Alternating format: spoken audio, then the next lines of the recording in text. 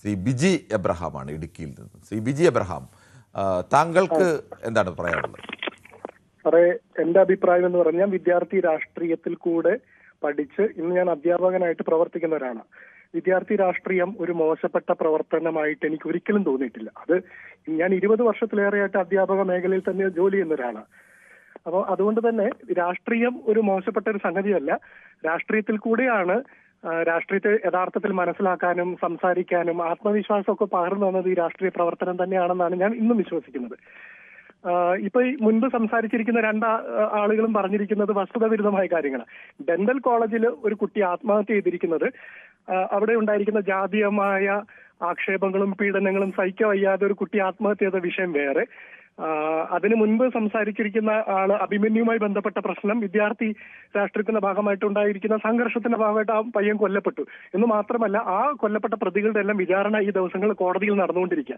മാധ്യമങ്ങളൊന്നും ശ്രദ്ധിക്കാതെ വെറുതെ എന്തെങ്കിലുമൊക്കെ ചില ആളുകൾ ഇത്തരം കമന്റുകളൊക്കെ അങ്ങ് പറയാണ്, ഒരു നടപടിയും ഉണ്ടായില്ല, അവർ ആ പ്രതികളെയൊക്കെ പിടിച്ചിട്ടില്ല എന്നൊക്കെ ഉള്ളത് ശുദ്ധ ബോഷ്കാണ് ഈ പറയുന്നത്. അപ്പൊ ഭരണകൂടങ്ങൾ ഇടപെടുന്നുണ്ട്, പ്രതികളെ നിയമത്തിന് മുൻപിൽ കൊണ്ടുവരുന്നതൊക്കെ മാധ്യമങ്ങളിൽ കൂടെ തന്നെ നമ്മൾ വാർത്തയിൽ കൂടെ നമ്മൾ കേൾക്കുന്നുണ്ട്. അപ്പൊ വിദ്യാർത്ഥി രാഷ്ട്രീയം ഒരു മോശപ്പെട്ട പ്രവണത അല്ല എന്ന് തന്നെയാണ് വ്യക്തമായ എന്റെ അഭിപ്രായം. മറ്റൊന്ന്, ഈ സർവകലാശാലകളിൽ ഈ ഗവർണർമാർക്ക് യഥാർത്ഥത്തിൽ ചരിത്രപരമായി കാണിച്ച ഒരു ഹിസ്റ്റോറിക്കൽ ബ്ലണ്ടറാണ് അവരെ പിടിച്ച് ചാൻസലർ ആക്കിയത്.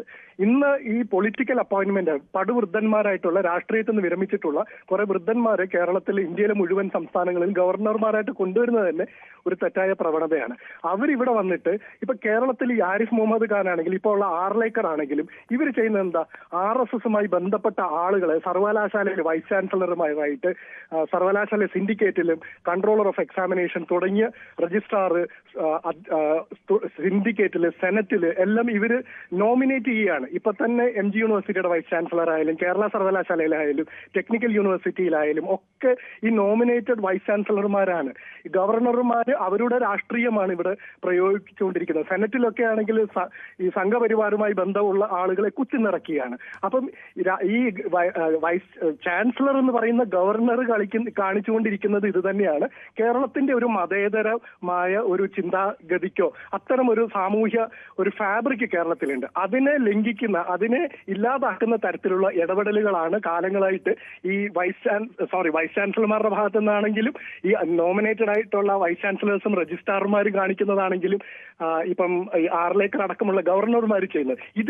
ഇതിനെ ചൂണ്ടിക്കാണിക്കുന്നത് ഇന്നിപ്പോ ഡൽഹിയിൽ കുട്ടികൾ അവിടെ സമരം ചെയ്തുകൊണ്ടിരിക്കുക.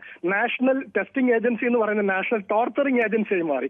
കഴിഞ്ഞ മാസങ്ങളിൽ നടന്നിരിക്കുന്ന നെറ്റ് എക്സാം, ഞാൻ എഴുതി പാസ്സായ ഒരാളാണ്. നെറ്റ് എക്സാം എഴുതിയ കുട്ടികൾ അത് പരീക്ഷ റദ്ദാക്കിക്കൊണ്ട് ഇന്ന് വീണ്ടും പരീക്ഷ നടത്തണമെന്ന് പറഞ്ഞു. ഈ കുഞ്ഞുങ്ങളുടെ വേദന എന്താ ഇവർക്കാർക്ക് മനസ്സിലാവാത്തത്?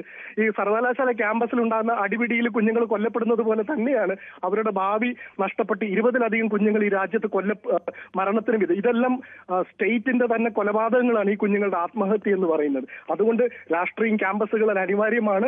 വിദ്യാർത്ഥികളും തൊഴിലാളികളും കർഷകരും ഒക്കെ നടത്തുന്ന ഈ രാജ്യത്ത് നടത്തുന്ന പോരാട്ടം റെലവന്റ് ആണ്, അത് ഇറലവന്റ് അല്ല.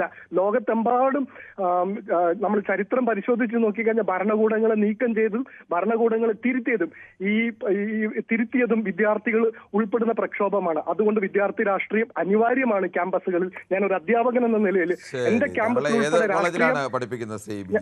ഞാൻ ചെങ്ങന്നൂർ ക്രിസ്ത്യൻ കോളേജിൽ അധ്യാപകനാണ്. രാഷ്ട്രീയം ഇല്ലാതാകുന്നത് കൊണ്ടുള്ള ദൂഷ്യഫലങ്ങൾ ഞങ്ങൾ കാണുന്നുണ്ട് ദൈനംദിന കുട്ടികളുടെ ജീവിതത്തിൽ. അപ്പൊ ഈ പുറമെ നിന്ന് ഈ അമ്മാവന്മാർ പറയുന്നത് ഒന്നുമല്ല വസ്തുത.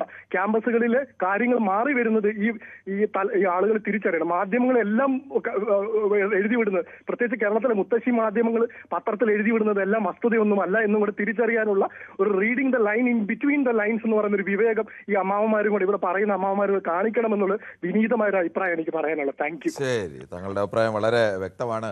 വിദ്യാർത്ഥി സംഘടനാ രാഷ്ട്രീയത്തിലൂടെ വിദ്യാർത്ഥികാലം കഴിക്കുകയും പഠിച്ച് ഒരു അധ്യാപകനായി മാറുകയും ദീർഘകാലം വിദ്യാർത്ഥികളുമായി 10 വർഷമായി നിൽക്കുകയും ചെയ്യുന്ന ഒരാൾ എന്ന നിലയ്ക്ക് താങ്കളുടെ അഭിപ്രായത്തിന് കൂടുതൽ നേരിട്ട് കാണുകയും ഇടപെടുകയും ഒക്കെ ചെയ്യുന്ന ആൾ എന്ന നിലയ്ക്ക് കൂടി ആ വിഷയത്തിന് പ്രത്യേകമായ പ്രാധാന്യം ഉണ്ട്. ഡോക്ടർ MB മണിയാണ് വിളിക്കുന്നത്. ശ്രീ MB മണി, താങ്കൾക്ക് എന്ത് തോന്നുന്നു? ഈ കേരളത്തിലെ ക്യാമ്പസുകളിൽ ഇപ്പോൾ നടക്കുന്ന പ്രവണത, ഒരു ഭാഗത്ത് VC നിന്നതുകൊണ്ട് അവർ രാഷ്ട്രീയമായി അതിനെ ഉപയോഗിക്കുന്നു, മറുഭാഗത്ത് വിദ്യാർത്ഥി സംഘടനകളും ക്യാമ്പസിലെ തന്നെ സർവകലാശാലയിലെ തന്നെ മറ്റ് യൂണിയനുകളും ഒക്കെ നിൽക്കുന്ന ഒരു അവസ്ഥ. കൂടുതൽ വാർത്തകൾക്ക് News 18 Keralam YouTube channel subscribe ചെയ്യുക.